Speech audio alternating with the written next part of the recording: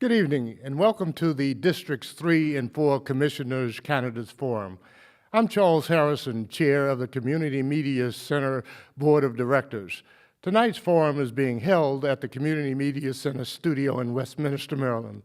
The program is being streamed live on cable channels 19 and 23, as well as on the Community Media Center's website at carrollmediacenter.org.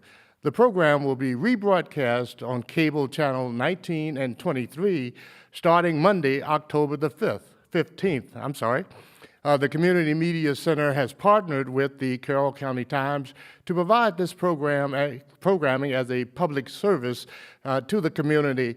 Our goal is to establish an equal platform for all the candidates to provide local residents with information about individuals seeking public office in the upcoming general election. At this time, I will turn the program over to our moderator for the evening, Mr. Wayne Carter, editor of the Carroll County Times, to explain the rules and open tonight's forum. Wayne? All right, thank you, Charles. As a moderator for this evening, I'll first introduce each of the candidates. Each candidate will then have 2 minutes to make an opening statement. Following the forum introductions, I will ask the first question, and each candidate will have 2 minutes to answer that question. All candidates will answer the identical question. Just to be clear, there will be no debate. This is an informational forum.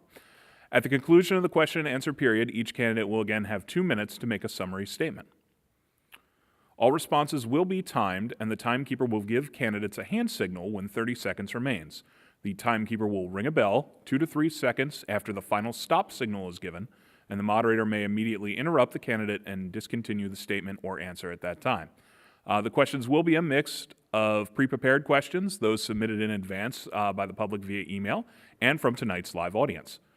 Tonight's forum is being recorded, so we do ask that everyone please turn off their cell phones or put them on silent. And we also ask that attendees please refrain from applause or making noise during the forum or doing anything visible or audible to express support or opposition to any candidate during the forum. And with that said, let us begin. And we'll start with Commissioner Dennis Frazier, Republican for District 3. Good evening. My name is Dennis Frazier. I'm a Republican and your current County Commissioner for District 3, and I'm running for re-election. Along with being President of the Board of Commissioners, I'm also a part-time teacher for Carroll County Public Schools, and I coach wrestling for Gerstel Academy. I'm married to Debbie. We have 2 grown children, Christopher and Sarah. I believe public service is a measure of one's character. My public service includes being the past president for the Greens of Westminster HOA, a member of the Tree Commission for the City of Westminster, a member of the Parks Board for the city, and a Planning and Zoning Commissioner for Westminster, as well as being a councilman for the city. I've also coached youth basketball and wrestling. One of the planks of my platform the last election was to develop solar fields in Carroll County to save taxpayer money. We now have 3 solar fields that save taxpayers around $500,000 a year. And the installation and upkeep of these fields costs the taxpayers nothing.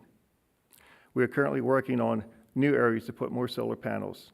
So I'm confident that by the end of my second term, the taxpayers will be saved millions of dollars a year. I have also worked to keep county workers working in Carroll. The Board of Commissioners and myself have provided funding for every agency we fund to provide pay increases and improve working conditions for their employees. This includes the Sheriff's Department, the school system, the community college, the nonprofits, as well as our own county workers. We have also set money aside to tackle the problem of recruiting and retaining volunteer firefighters. Although no, it's not enough, it is a start. Is that it? You're good. No. I would like to keep working for the citizens of Carroll County, and therefore I'm asking for your vote on November 6th. Thank you. Thank you. Next up is Ms. Maria Warburton, Democrat running in District 3. Good evening, and thank you to all who are taking the time to watch this forum. My background includes a 30-year career in the fields of stormwater management, wetlands remediation, lead paint regulations, and other environmental health issues. I have worked with counties and towns across Maryland, as well as with developers, contractors, environmental advisory groups, and residents. Earlier in my career, I also worked part-time as a tax preparer and now volunteer with the Human Services Program doing tax returns. All of this work has taught me the need to listen to people and ask the right questions to get the necessary information to determine the best strategy, whether it be for designing a stormwater feature or preparing an accurate tax return. For instance, different areas of the state, or even a county, have different topography, soil types, amount of impervious surface areas, etc., all of which impact a stormwater management design. A stormwater design must also consider its location, the complexity of the installation, and the required maintenance, as well as what entity will be responsible for these items, whether it be a government agency or an HOA. The same holds true for other issues, whether it be the Freedom Plan in the Eldersburg area, trash collection strategies for New Windsor, uses for North Carroll High School in Hampstead, or water issues in Westminster. Each of these has different needs, different resources, different stakeholders, and perhaps differing goals. I don't claim to be an expert on everything, but I know how to listen, how to ask the right questions, understand the importance of involving all concerned, and being as transparent as possible. I know how to work with people and groups with different opinions and come to a compromise when possible and hold to a specific policy when necessary. I look forward to being your next District 3 County Commissioner. Thank you. Next up is Mr. Christopher Eric Bouchat, Republican. Good evening. Thanks for coming out and thanks for watching. I'd like to thank the Media Center and the Carroll County Times for putting together and sponsoring this event. I'd also like to thank my fellow candidates up here. This is a tremendous sacrifice from all of us, and regardless of who wins and loses, I think we've built friendships and working relationships in the future. I am a small businessman of 25 years experience who has run for county commissioner previously twice and twice lost. At that time, I figured I'd never run for commissioner again, but last year I lost my daughter to the opioid epidemic and was confronted by Mr. Brian DiLeonardo, the state's attorney, who asked me to speak publicly about the issue. And I must admit that it was extremely painful for me, having lost my daughter to the opioid epidemic, to be public about it. But thanks to the influence of Mr. DiLeonardo, excuse me, he influenced me to not only speak publicly about it, but encouraged me to run for county commissioner. So here I am wanting to address the opioid epidemic at a county level for my constituency. I also would like to help run the county government as a business to be more efficient. I think we need more economic development, increase our tax base on commercial and industrial property, which would take the pressure off of residential property taxes. By doing so, I think we can have a thriving economy within our borders and keep our tax rates down on personal property. Thank you very much. Okay, thank you. And finally, Mr. Paul Johnson, Democrat running in District 4. My name is Paul Johnson. I'm a first-time Democratic candidate running for Carroll County Commissioner in District 4. I'm running to focus District 4 representation on local issues only and have no personal agenda other than to serve, and I will lead by example. I think in the position before that was not quite the case, and I plan on bringing back the local issues only. My roots are in soil much like Carroll County. I grew up on the slower Eastern Shore working on farms until high school graduation. And I'm no stranger to hard work, and I thank my father for that. I say that in everything I've ever said. He really has been a big influence in my life in terms of what it takes and effort and work. I have an associate's degree from Delaware Technical and Community College and a bachelor's degree in Information Systems Management from the University of Maryland, and have had a successful 33-year career working in IT. I'm a strong supporter of and owe my success in life to my community college education. I would not be here tonight if it weren't for that. For the past 19 years, I've been employed in Frederick, Maryland as a senior software engineer.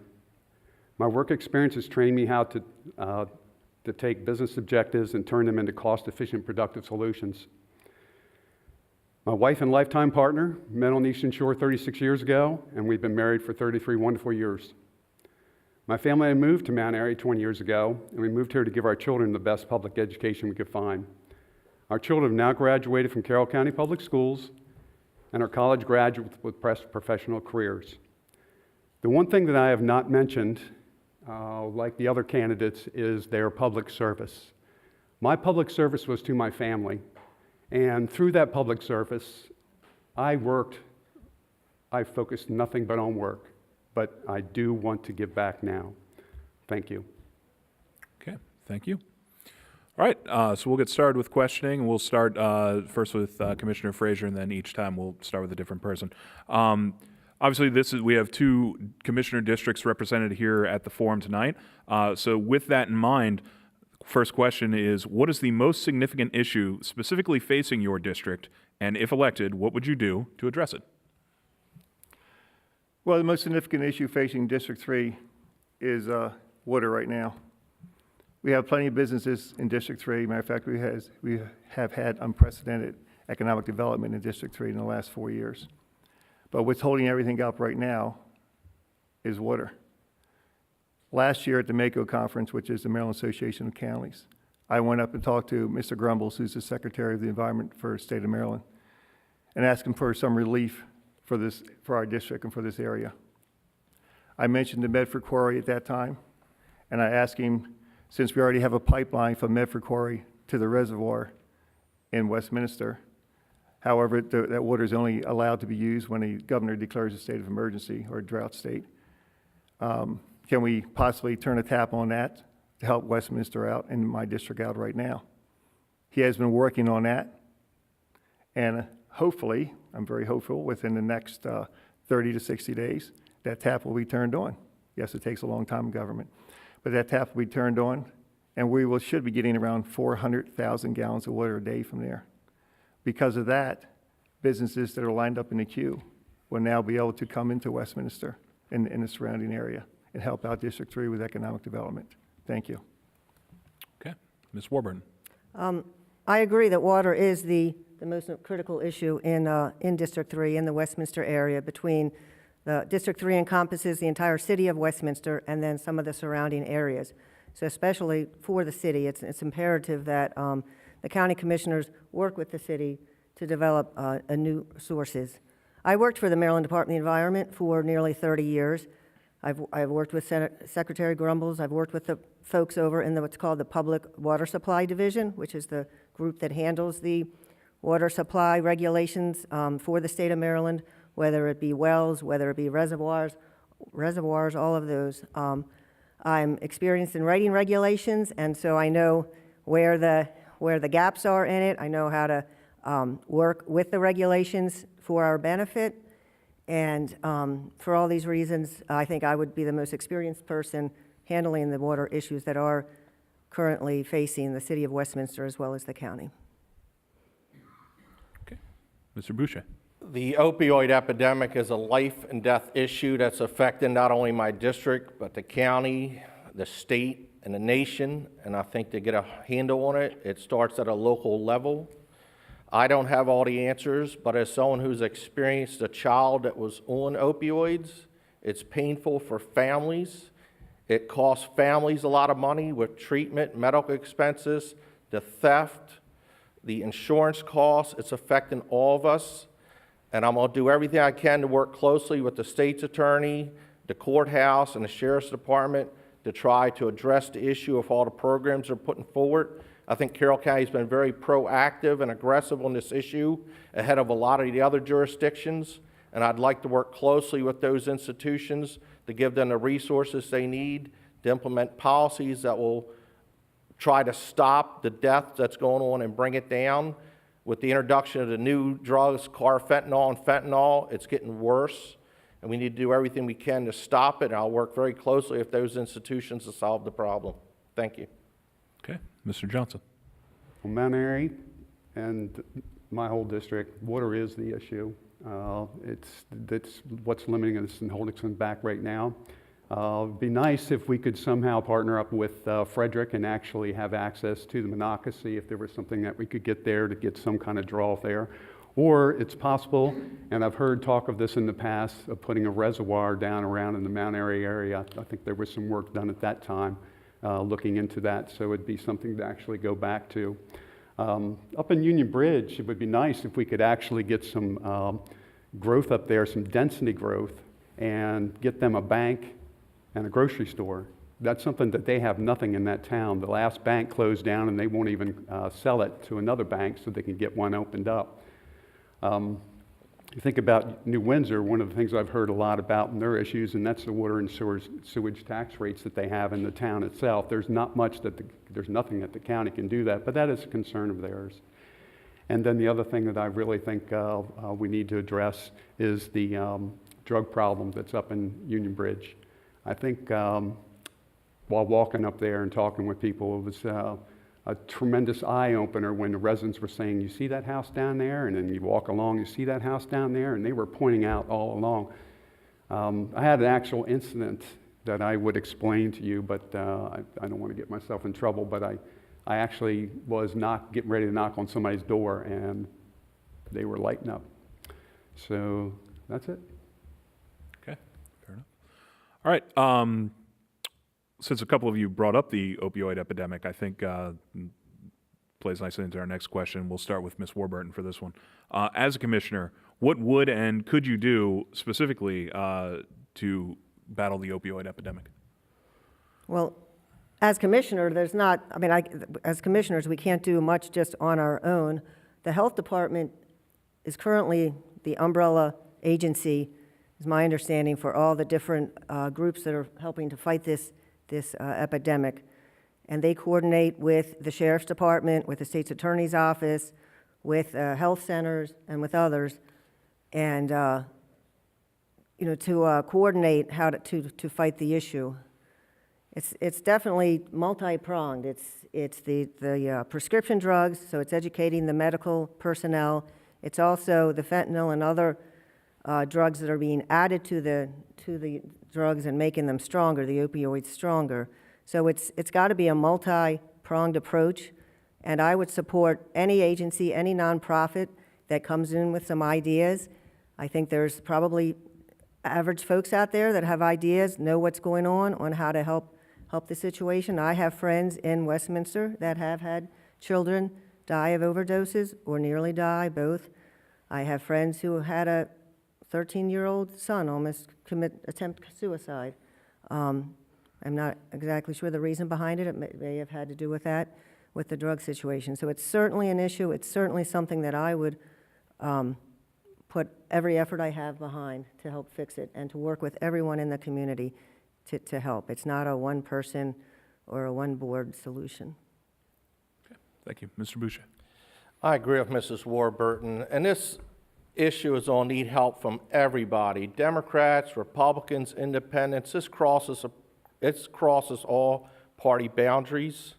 As a commissioner, we're in charge of the budget and the allocation of resources, but the only thing we really can do is sit and listen to all the professionals out there who are addressing this issue and allocate the resources they need to implement their programs. Another thing that's important is for people to be honest and admit that there's a problem out there. I know parents who have children who are addicts and cannot admit that their child is an addict. And some of them have wound up losing their child because they refuse to confront the reality that they're faced with. We cannot live in the shame of addiction. We must all be honest that we have a problem with opioids in our community. And it starts at the most basic level in the families to address that issue. The county can do all at once or try to do all it can, but ultimately it's going to come down to the individuals wanting to get off the drugs and having the support system necessary with family and friends to recover and have a meaningful life afterwards. There's plenty of people out there who have been addicts and they've recovered and they become productive members of our society again. So we shouldn't shame them or shun them or act like they do not exist. We must all be very open and honest about this issue to conquer it.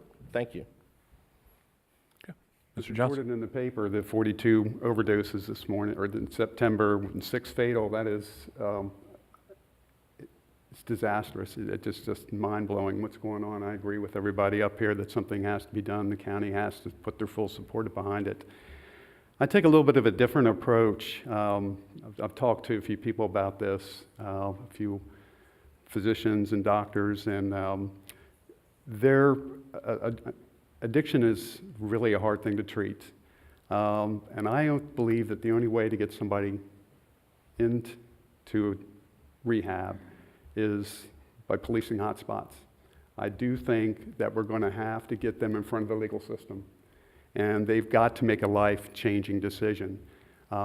Everybody they want to get into rehab, but I think it's going to take a force to actually do it. I think it's going to be tough. It's going to be a tough road to hoe. But I support the county getting involved with it, and something has to be done. Thank you. Okay. Commissioner Frazier. One of the first things that we did as this Board of Commissioners, we put money into what's called a Not in Carroll initiative. That Not in Carroll initiative gave additional funding to the State's Attorney's Office and the Sheriff's Department. That money was for additional officers for the Sheriff's Department to concentrate just on drugs in Carroll County.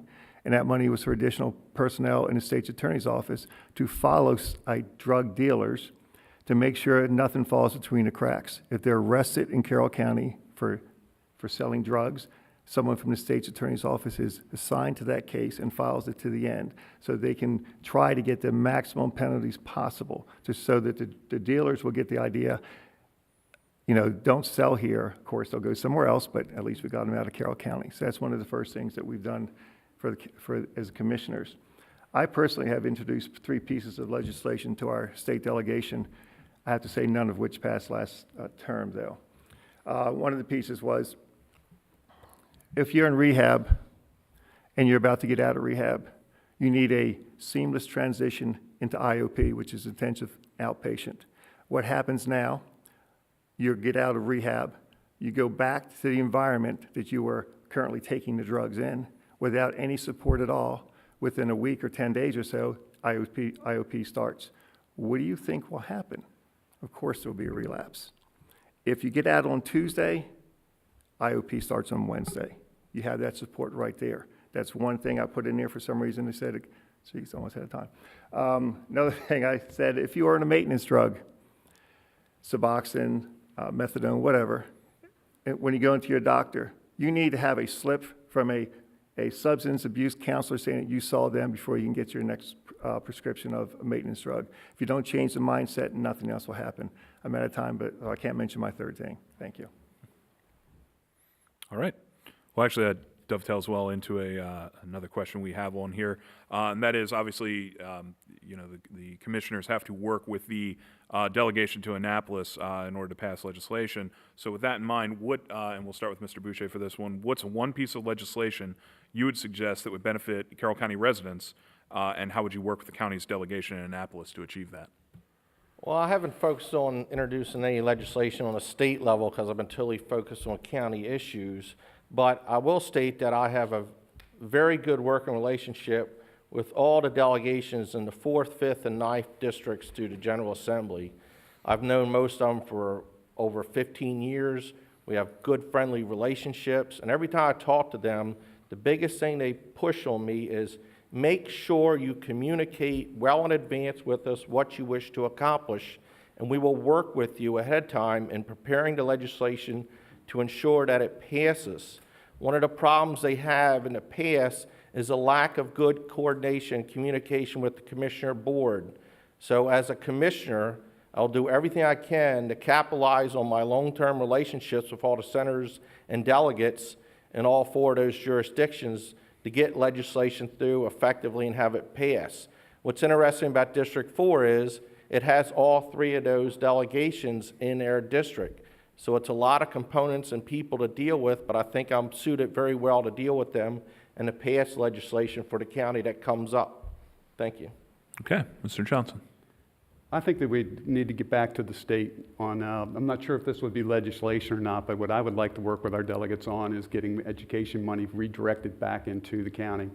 I think that education, I hear Governor Hogan, talking about how well he has funded our schools, and I see Carroll County as being very shortchanged. I know that we're flat, but that doesn't mean that our teachers aren't needed in these classrooms. Just because our classrooms get a little smaller doesn't mean fewer teachers. We also need to get our schools need to be rebuilt. I would like to get our delegates working towards that and start really campaigning to get education money back into the county. Thank you. Okay, Commissioner Frazier.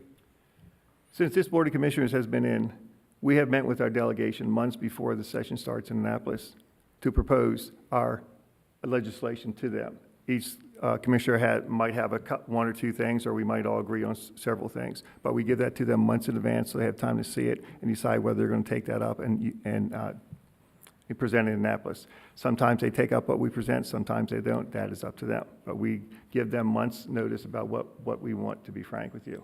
A piece of legislation that I would suggest going forward, actually 2, so I'll make them quick.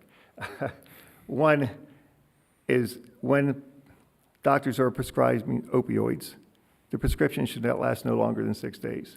The studies are out there that say an adult taking prescription opioids can become addicted in as little as 7 days. So why give a 7-day prescription? Your top should be 6 days. Now, if the opioids are the only way to treat the pain, or if you're in hospice or cancer treatment, opioids, fine. But if there are other things out there, find something else to go with. I mentioned this to the delegation, and to be frank, all I got was reasons why they can't push this forward. Another thing that we do need in Carroll County, we need additional money for crisis beds. If someone overdoses or is in crisis, from taking drugs or whatever, and they want help right away, we often cannot place them right away into a crisis bed. They have to wait, and if they have to wait, we've just lost them. We need some crisis beds around Carroll County, so if someone wants help immediately or needs that help, we have a bed that we can put them in, and then we can get them the counseling and help that they need. Thank you. Okay. Ms. Warburton. Well, I think Mr. Bouchat made a good point when he mentioned that not all of Carroll County is represented by District 5. So I think that is an important thing to remember. There's District 4 and District 5 also come into, District 9 and District 4 come into the county. So I think it's important to work with all the state delegates and state senators that represent our county. If we can't get one in District 5 to move on a piece of legislation, maybe one in another district would be willing to do so. One of the things I would push for is additional highway user fees, and to perhaps see if that can be made some sort of designated funding source, regulations made so that the money that's from Carroll County remains in Carroll County. There has been some improvement to that over the last couple years, but my understanding is that's just from whoever's the governor at the time. There's no specific legislation that says if it comes from Carroll, it goes back to Carroll. So those would be the things I would focus on, or bringing in all the delegates that represent the county, and then also the highway user fees, as well as other items, but that would be one. That's for one. Okay. All right, very good. All right, for this next question, we'll start with Mr. Johnson. And I think a few of you have brought this up already, but let's talk a little bit about economic development and how you would propose growing the county's commercial and business tax base in order to lessen the tax burden on county residents. One thing we need to do, and the county is very hindered in this area, is access points. Of course, water is always going to be the issue, and I've mentioned a couple ideas about that, about possibly getting some kind of water into the South Care area.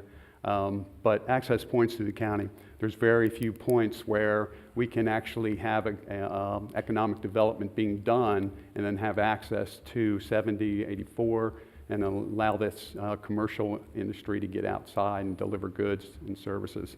One of the things I would do also is IT firms. IT firms don't take water, and I think that this is an open area that we might be able to bring some business into the county. Montgomery County, Howard County, they're struggling right now. I mean, they're very high. The cost to have businesses down there are very high.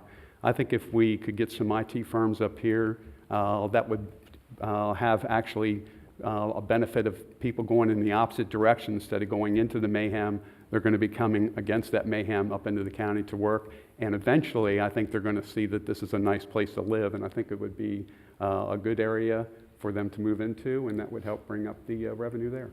Thank you. Okay. Commissioner Frazier. Well, two things that are holding back Carroll County right now are water and highways. We're the only major county in Maryland that doesn't have a north-south or east-west highway going through it. And you need access to businesses so workers can go in and out. When I first started as county commissioner, the state has a 6-year book on highway projects.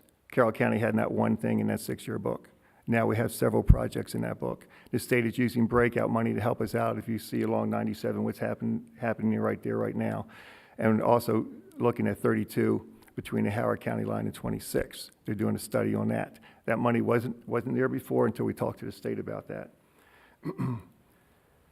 When businesses come into Carroll County, one thing I just want to mention, we do not give them tax breaks. Some places do, we don't. We don't take away taxpayer money for that. What we do is we improve infrastructure. One thing that we improve would be high-speed fiber, so business can come in and they want to come in. That way, if a business comes in and for whatever reason doesn't succeed, they leave, but it hasn't cost us anything. That infrastructure that we put in is still there for the next business that wants to come in. We have made an investment in this county in high-speed fiber, and more than the last 4 years. We are well ahead of any other county in Maryland.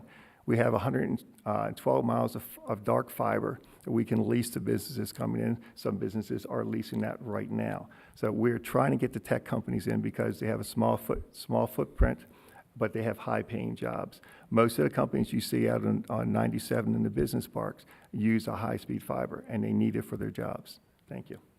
Okay, Ms. Warburton. Well, it seems like we're in agreement on a lot of things up here, because I also agree that water and transportation are two of the main limiting factors in the county. As we discussed the water previously, I just retired from the Maryland Department of the Environment just a couple years ago, so I still know many of the people that work there, could work with them on the water issues. I know I'm familiar also with the way State Highways works from my work with stormwater management there. So with both of those, I think I have the expertise to work with folks in both of those agencies. Another, I think, area where there's some promise is the Warfield complex. I did a tour of the Warfield complex a month or so ago, and the developer there is ready to go. They're already proposing some, they're building the townhouses, and they're starting to work on getting clients for the buildings. One of the big limiting factors that they mentioned was that that's all considered historic buildings, and the regulations for historic development with the state regulations is very, very tough. They were talking about even the windows. They're lead-paned windows, and they have to replace them with windows, replica windows, which he said are just amazingly expensive. So if the commissioners could work with maybe the Historic Society, with the developers, figure out some ways to ease those regulations, make the cost of renovations of those buildings less expensive. Same with the interior of the buildings. There's a stage in the one building where the counties in the south end of the county used to have graduations years and years ago. That stage has been deemed, that room and the stage has been deemed an historic area, and they want that stage kept. So, maybe I wasn't clear on the reasons why, but I would say working with the developers at Warfield is a tremendous opportunity there. Okay. Mr. Bouchat. Well, it is tough being fourth on this question because I am in agreement with the other candidates up here. We have a lot of issues. We have water, we have transportation, especially the Route 32 corridor down in District 5 that needs attention.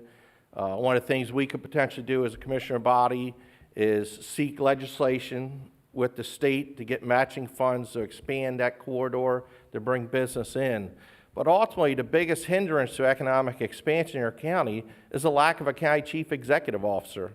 And I believe that until this county has a chief executive officer running the county government, we're hamstrung on attracting good business to the county. If an executive from a large corporation calls our county, they can't talk to the commissioners. The commissioners got to get together and have a consensus because the rules they have to follow before they can communicate with the outside body and institution or business. But by having not having a commissioner of government and having a chief executive and a county council, we would eliminate that problem and we'd be far more efficient at attracting economic development to our county.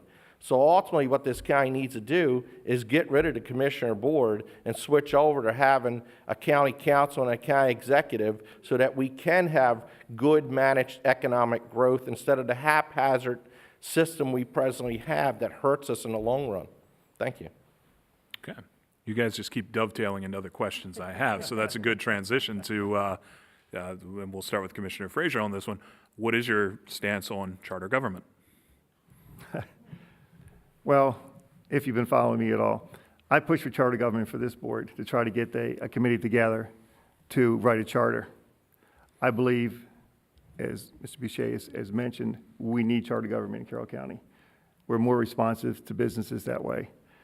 It's just, if you're looking to run a county as a business, and people say that all the time, let's run the county like a business, can you name one other $500 million a year company that has 5 people running it? I can't think of any. We need a county executive for that reason. So I'm in favor of charter government. What I would really like to see happen is us put a charter committee together to write the charter and have people read the charter and then vote on it by the next election. Because what has happened in the past, because we've had a charter written before, but I believe like 24 hours or 48 hours before the vote came out, flyers were passed out all over the place and said something of sort, do you want to pay extra taxes on your boat and your motorcycle, and you pay extra taxes on it? Well, of course, no one does. And no one knew, by the way, all those things are against the Constitution in the state of Maryland. However, it didn't make any difference. That was in there. And people said, well, I don't want to do that. And therefore, one of the main reasons I believe the charter was voted down. Let's let a charter committee get together. Let's have them write a charter. Let's have the charter presented out there so people know exactly what's in it, and then vote on what is written, not what people say is written. Thank you. Okay, Ms. Warburton. This question's been asked at other forums, just recently at the Volunteer Emergency Service Association forum. And the last couple times I mentioned a bunch of facts about Frederick County's move to the charter form of government. I don't want to bore everybody with numbers, but I have them if you're interested. But I disagree with the argument that charter form of government would be more expensive. I mentioned that in Frederick County, there's a county executive and I believe 7 council members. The council members are very part-time, make $20-some thousand a year with no benefits. Here we have the 5 commissioners. It's each, in 4 years from now, we're going to be making about $55,000 a year as part-time employees and have a health benefit package once they retire that's better than county employees.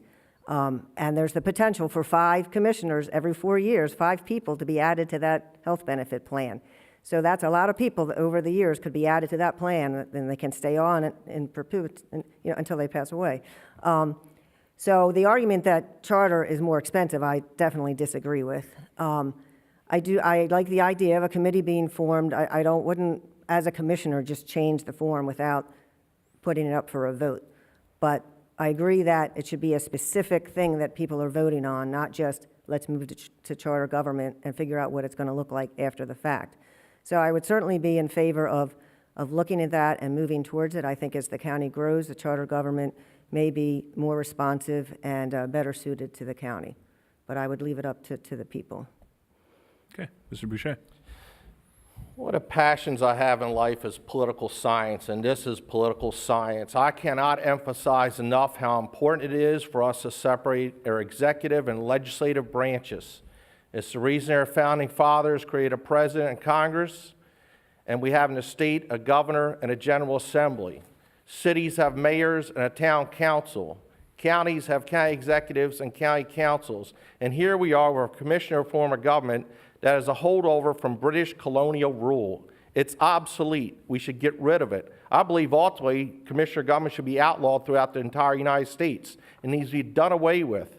By empowering the people with the election of a countywide executive and electing their county council, citizens will have 2 votes for county government, whereas now they only have one commissioner. So it will expand the influence that citizens have upon their county government.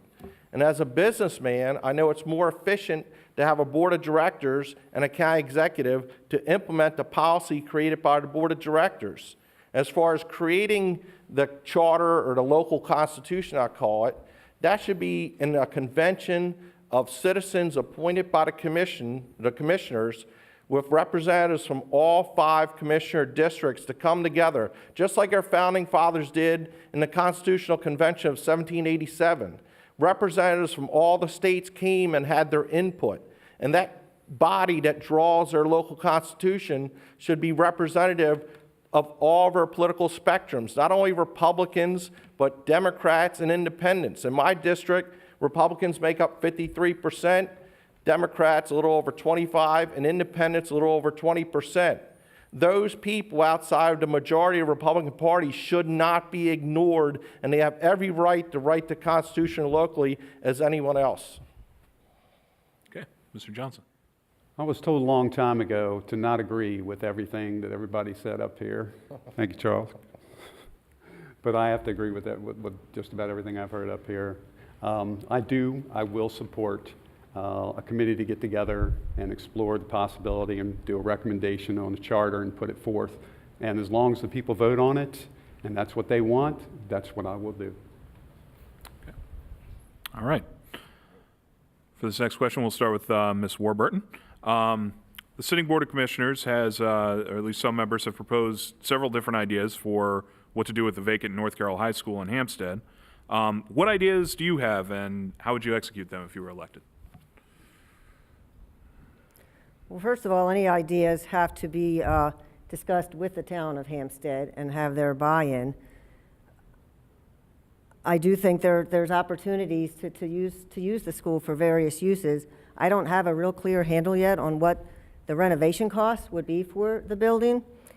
I have heard the notion that some folks are still hoping that it be opened up as a high school, perhaps even closing Winters Mill and moving East Middle to Winters Mill and opening North Carroll as a high school, that's being proposed by some folks. I don't think that's realistic at all. Not folks on the commission, on the board, but in the community. I don't think that's realistic.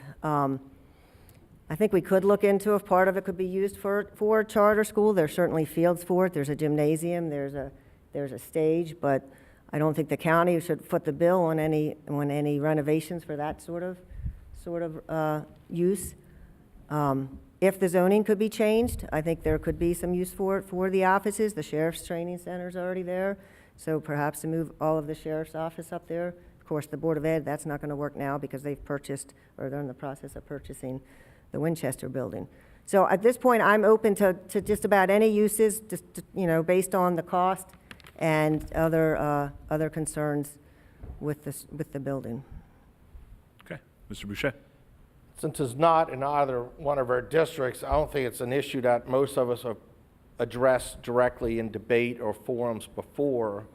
But as a commissioner, I know that it's a liability for the county. And as a businessman, I like to eliminate liabilities. We have to fill it with something, so I'm open to suggestions, whatever pleases the residents up there. It's their former high school. They have a lot of emotion about that school. So I got to watch what I say because people get upset over the issue.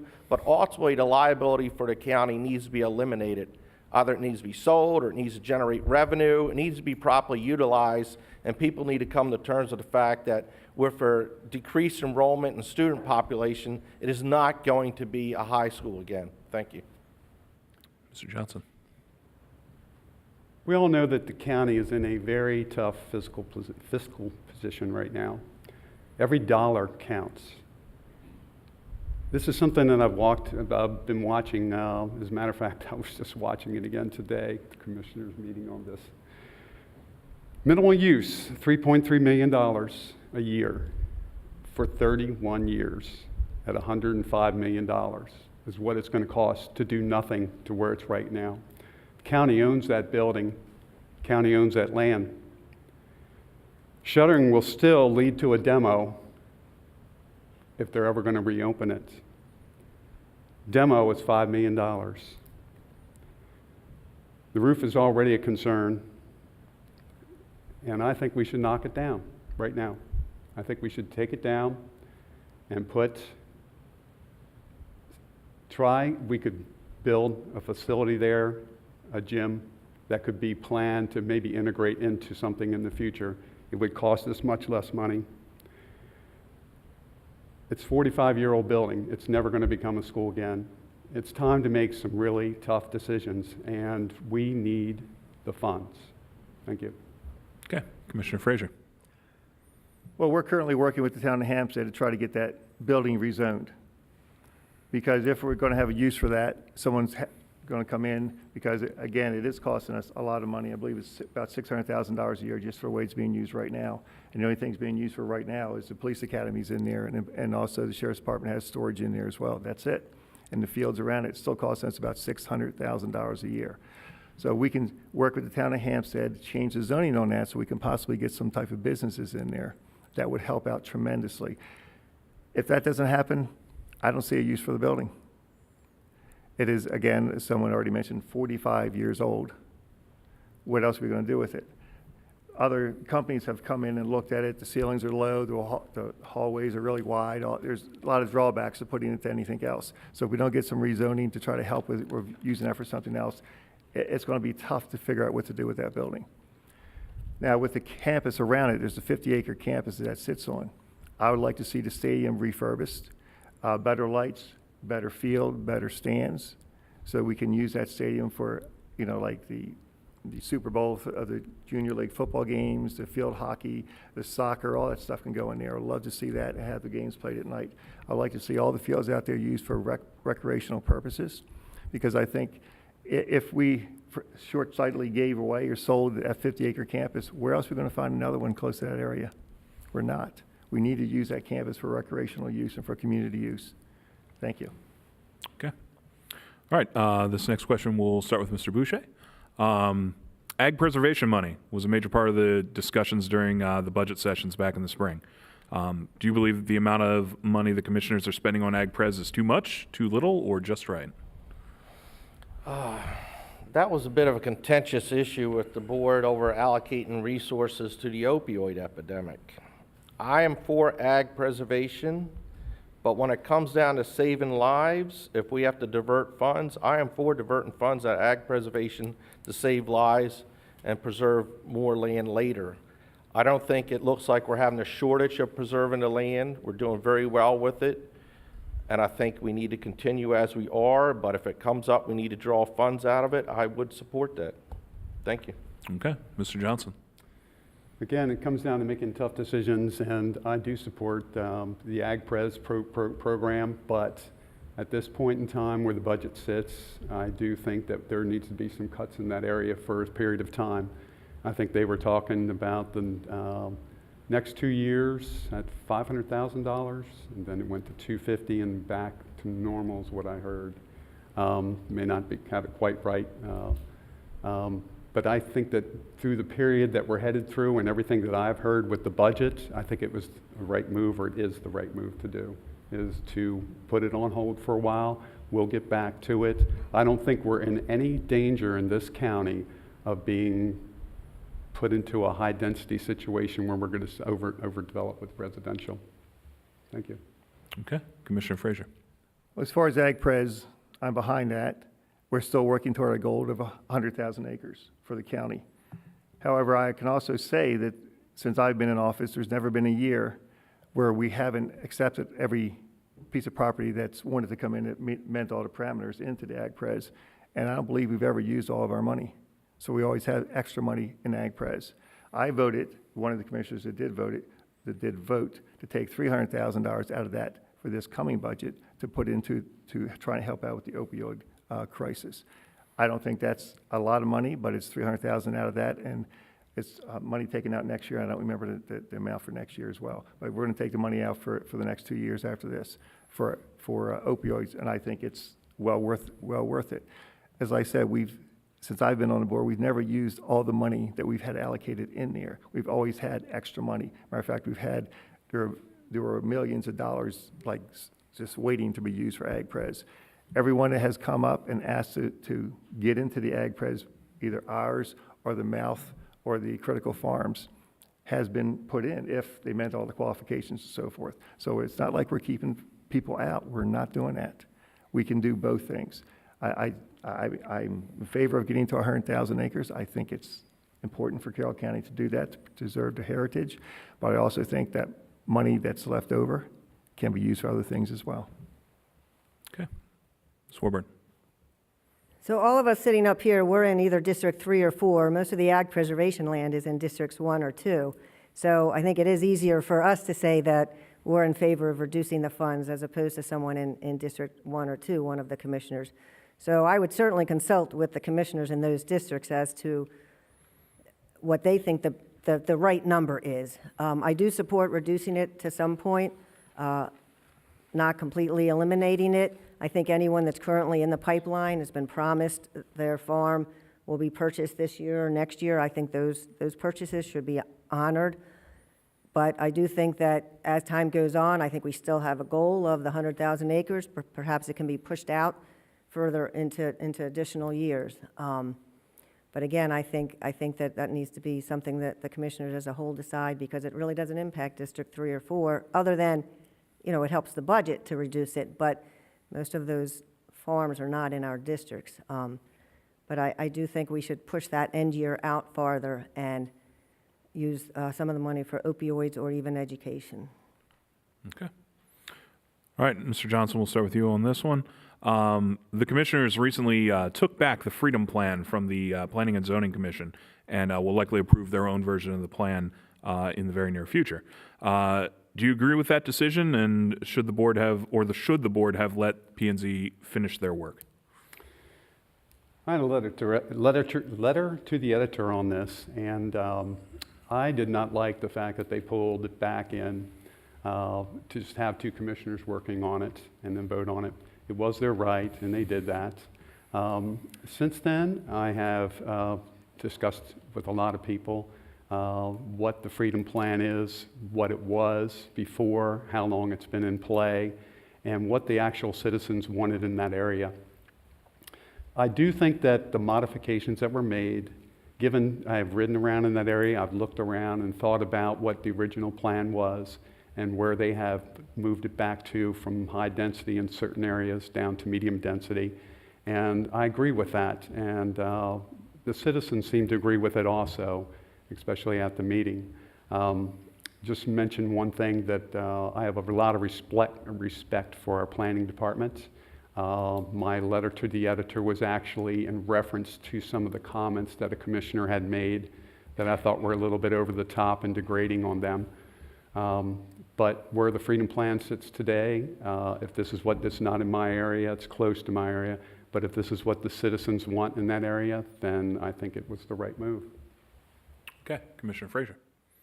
First thing I'd like to say is that when you're a county commissioner, no matter what district you're in, you're county commissioner for the entire county of Carroll County. Decisions you make impact the entire county, not just your district alone. And when this board got together, one of the first things we did, we sat in and we agreed that we would try to look at the entire county when we're trying to make a decision. So, I mean, we're looking at like Ag Pres or the North Carroll High School or whatever, the Freedom Plan. I'm looking at Carroll County as a whole. My opinion or my vote has always been what is best for Carroll County as a whole. That's why I've always looked at it. That's why I said I would do it at the very beginning, and I think I still do that.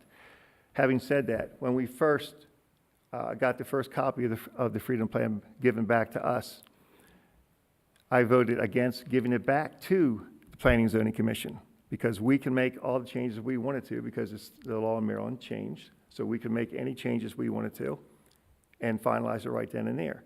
But I was outvoted, so it was given back to the Planning and Zoning Commission. They worked on it for, I think, 6 or 8 months more, and then we took it back from them. I voted against taking it back from them as well. We gave it back to them for a reason. They were doing a great job with it, especially with the land use designation definitions. They were doing a great job. Let them finish.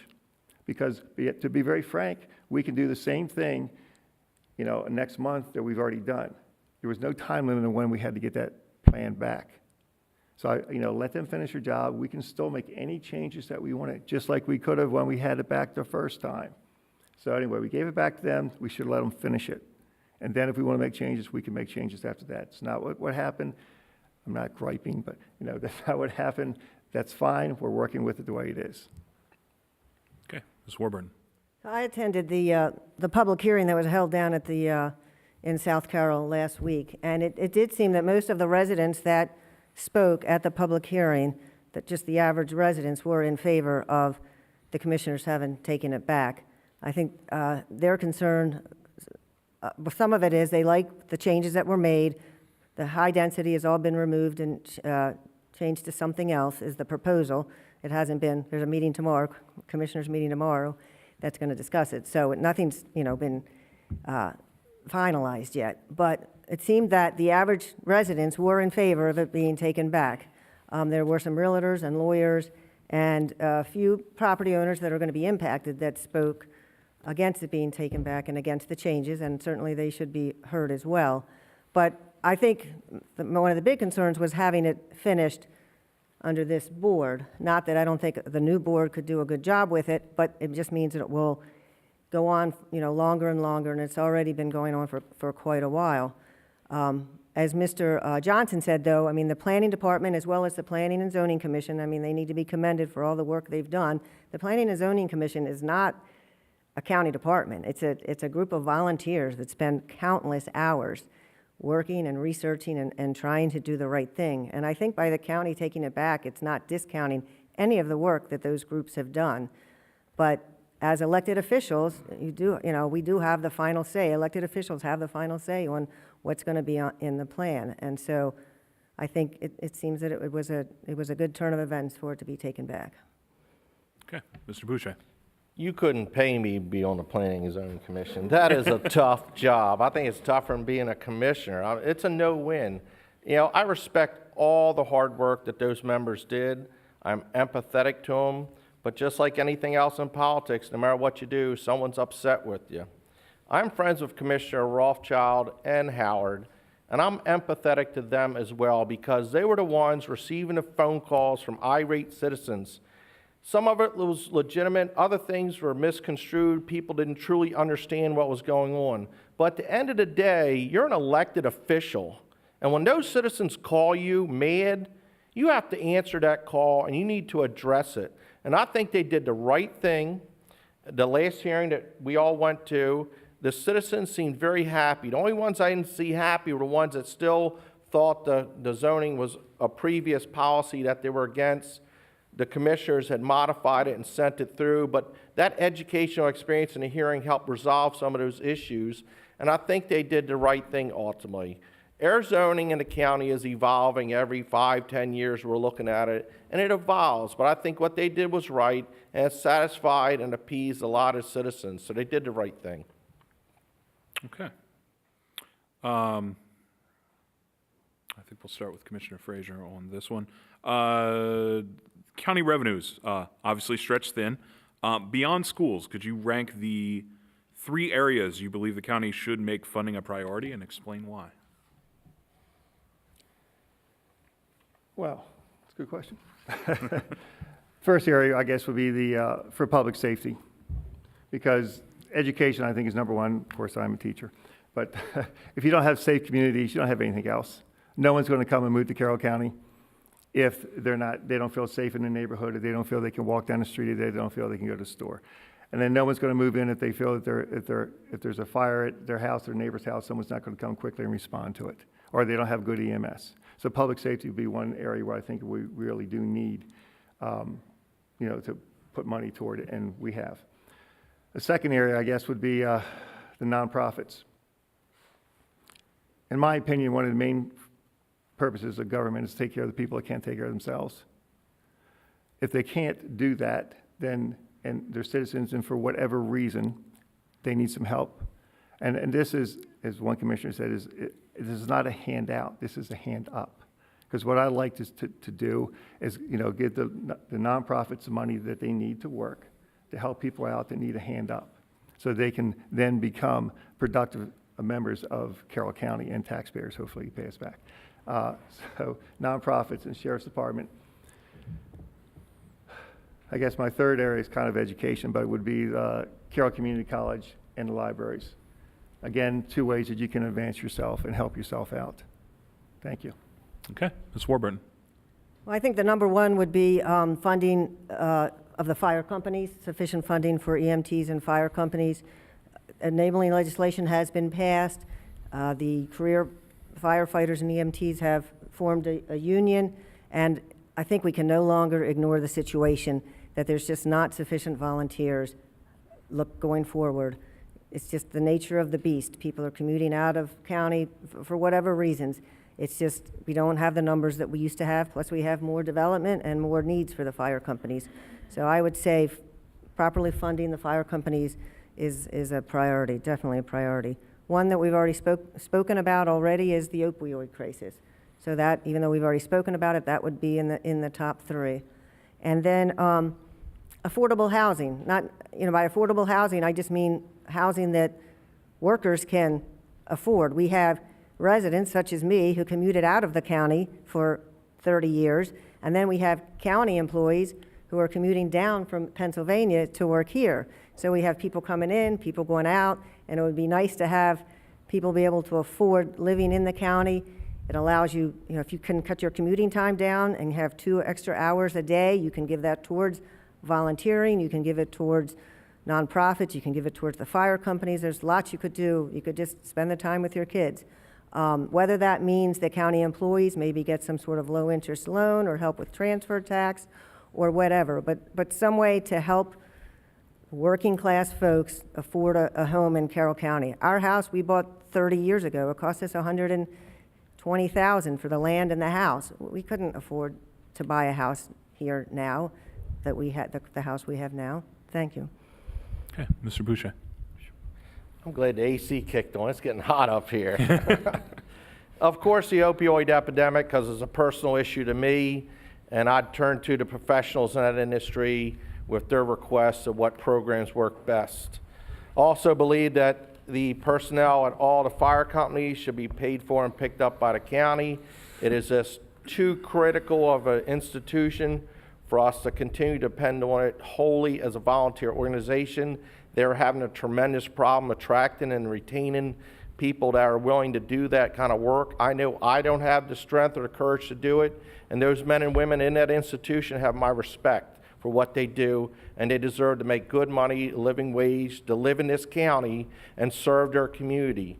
I caught my shed on fire, and I felt so helpless years ago, and I was so grateful for when those young men and women showed up and put that fire out and stopped it from spreading. They have courage, a type of courage that I don't have, and all of us need to respect them. I also believe we need to invest heavy in our Career and Technology Center. I am a product of a vocational institution of welding, which propelled me into college and then starting my own business. So I believe for us to attract proper economic development, we need to have an employee base which will be derived from the Career and Technology Center. It is so important for us to have welders, carpenters, electricians, mechanics, plumbers, and the nurses. All those programs are done through our Career and Technology Center, and we should be investing heavily in that educational institution in our county. Thank you. Okay, Mr. Johnson. Three things I'd like to really focus on, and it's not just in one area in salaries. I do think that our county employees, our teachers, our sheriffs, just our county employees in general have taken it on the chin for us so we can focus on our families since the recession. It's going to be a tough promise there, but I am going to try to help out in that area. The budget is really going to be tight. But I do think it's time to start giving back. They have been working very hard. They've been cut to the bone for many years. They're putting in overtime, and we do appreciate that. So I want to get back, and I want to try to do something with salaries. The Carroll County Volunteer and Emergency Services, I also agree with everything that everybody said up here about that. That's getting ready to come up before us, and that's a new funding topic where we're going to have a centralized chief that's going to do a combined career and volunteer service together. And I think that's very important in terms of just recruiting, training, command administration. It gets it out of the 14 companies themselves and gets it centralized so they can actually focus on getting somebody to your home when there is an issue versus having to worry about personnel issues and things like that. So let's get that back and put it to the county level. The other thing that I'd like to focus on is the community college and the career and tech. I believe in those two things. I am a product of the community college, and I'd like to see them try to get more programs in place where they could do more reciprocal four-year, preparations for four-year, so once they get done with their 2 years, they can actually have colleges in the state of Maryland which they can go to and continue on with their next 2 years. If we don't get our students, if we don't get our students and get their debt down, nobody's going to be buying our house. Thank you. Okay, thank you. All right, I purposely skipped school funding on the last question, so we'll ask about it now, and we'll start with Ms. Warburton. Obviously, that's been a hot topic over the past several years.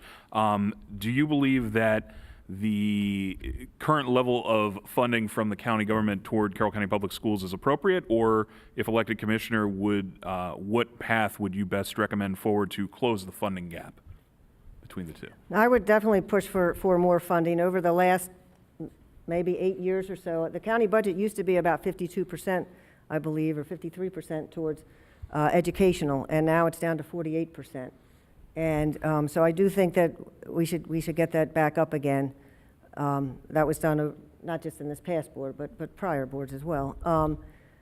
I think that a lot of issues have been ignored as far, especially on the capital side. I went to the capital budget hearing for schools. There was only about 4 or 5 parents in attendance, so it's something that, for whatever reason, doesn't garner a lot of attention until it does, because there's issues with, your school closing or your school needing renovation.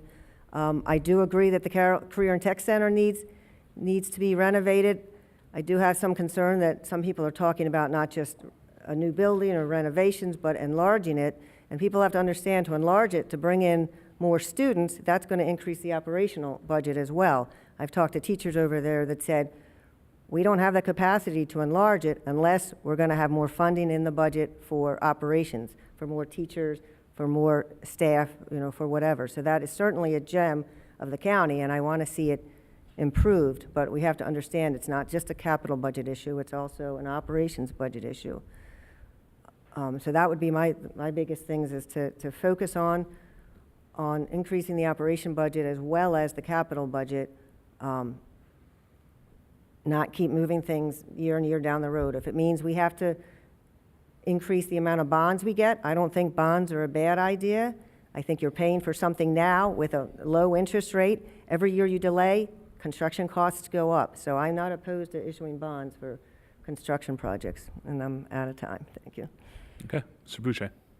I'm not about accumulating more debt. As a businessman, I think you need to keep your liabilities down and your assets high.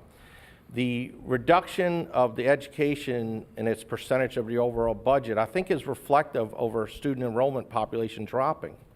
That's not necessarily a bad thing. If we want more money, it's going to have to come from economic development. Everyone wants a raise. If you're a teacher, I understand that. Cost of living goes up. So your choices are: we raise everyone's tax rates that live here, or we expand our economic base and have more property tax as commercial industrial to tax, because with those properties, we don't have students. If we put in developments for increasing our tax base, what comes with those residential developments comes children. That's more liability to educate. I came from a Catholic school upbringing where we had small class sizes, and they were not expensive teachers. They were quality schools, and actually having less students in a class is a good thing. And I'm for the rezoning of the school districts to consolidate our assets and facilities. If we have less students in our county, we need less schools, actually.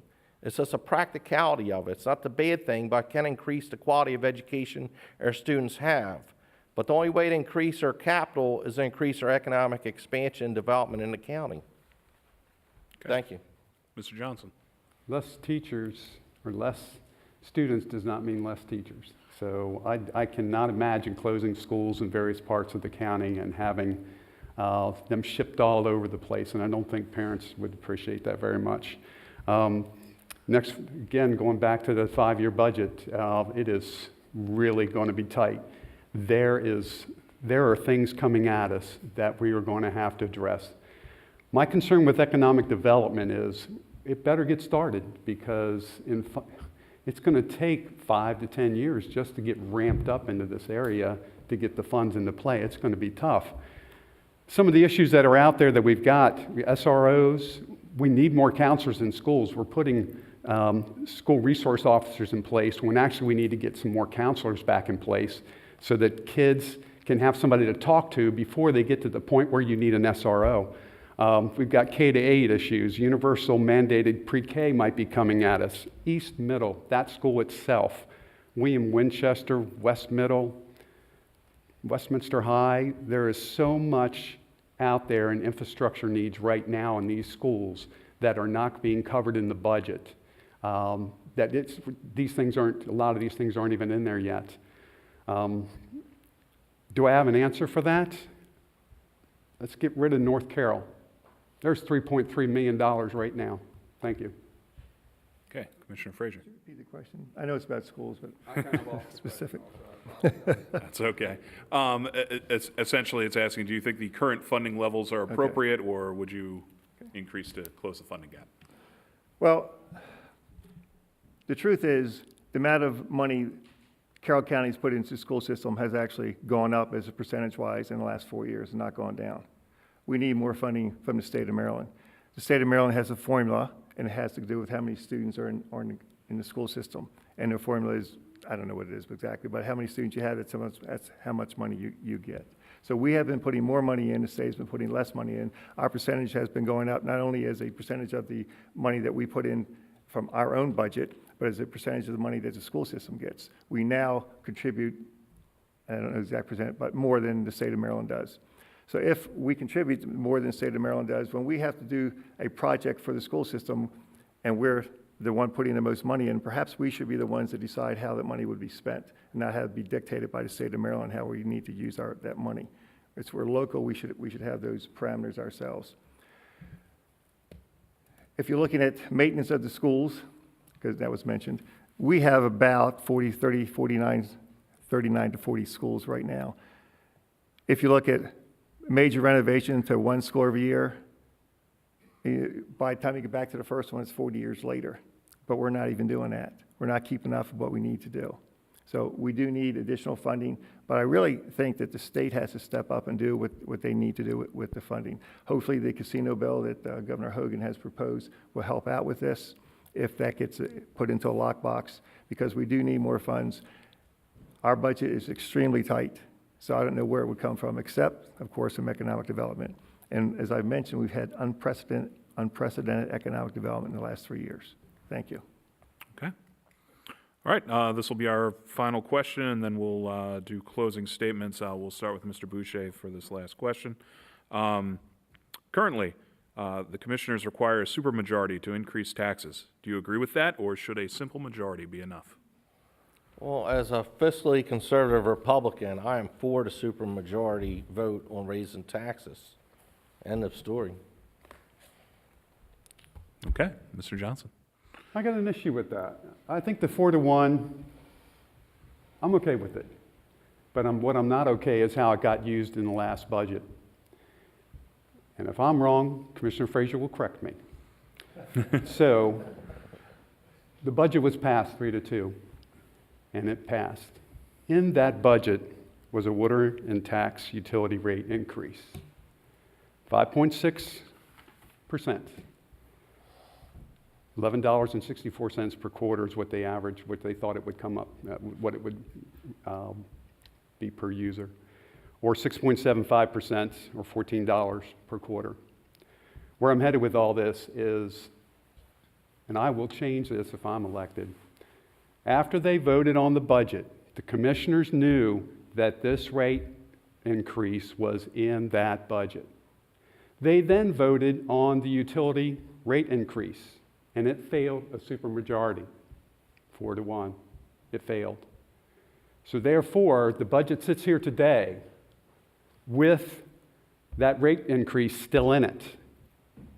They have not addressed that issue yet, and this is what if Commissioner Frazier can correct me on that, I'd appreciate it, because I have been asking the director on this. I do not understand how the commissioners can pass a budget and then turn around and vote on something and vote it down that they knew was already in the budget for things that needed to be done and were in there. I do not understand that. Thank you. Okay, Commissioner Frazier. You're right. I'm sorry I was saying that. You are correct in what you said. I am against a supermajority to pass the budget. I'm against a supermajority for a rate increase, and we have both right now. And I'm against supermajority for a rate increase for reasons you just pointed out there. Right now, we do have to go back and revisit how we're going to handle the additional money needed to cover the water rates down in the Freedom area. We need to go back and do that soon because the money's not in the budget. I don't know where it's coming from. However, being that I voted against it, I can't bring that up. So if someone had voted for it, has to bring it up. Those rules we go by. So if someone voted for it has to bring it up, and I'm sure it will be brought up soon. But we do have to address that. You're absolutely right, and it will be brought up hopefully soon to look at that. And you know, if we're going to have a supermajority to do anything, it should be to pass the budget itself. And when the supermajority came up to, you know, we need a supermajority for a tax increase, I said, well, if we're going to have one for the tax increase, let's have a supermajority to pass the budget. Because that is, after all, the most important thing we do is the Board of Commissioners. And no one wanted to do, oh, no, we don't want to do that. We don't want to do that because how many budgets are 4-1 or 3-2? But it is the most important thing that we do.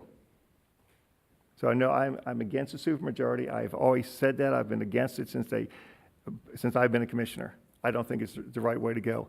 Everything else we do, except raise taxes, if we raise taxes, and we haven't, or raise enterprise fund money, is 3-2. Everything, and this is 4-1. I don't agree. I just don't agree. Thank you. Okay, Ms. Warburton. I'm okay with the supermajority for tax increases. I think if it's an important enough issue that something needs to be increased, that a commissioner should be able to convince the other commissioners that that's needed. I don't think that a simple majority, though, should be able to decide that. It only takes a 3-person vote to decide that a 4-person vote should be required. So I think a supermajority should require a supermajority vote. I don't think that enterprise funds, such as the water and sewer, should be part of that supermajority. Those are user fees that are charged to pay for a specific water plant or sewer plant. Those are not taxes, and I don't think a supermajority should be needed for that. But we do have that. And in fact, when that resolution was passed, it's my understanding it was Commissioner Howard, Commissioner Rothschild, and Commissioner Frazier that voted for the supermajority on the enterprise funds, or at least the water and sewer fund. And I'm going to have to say no to that, but go ahead. I did not vote for that. and then I guess the newspaper gives fake news, I guess. But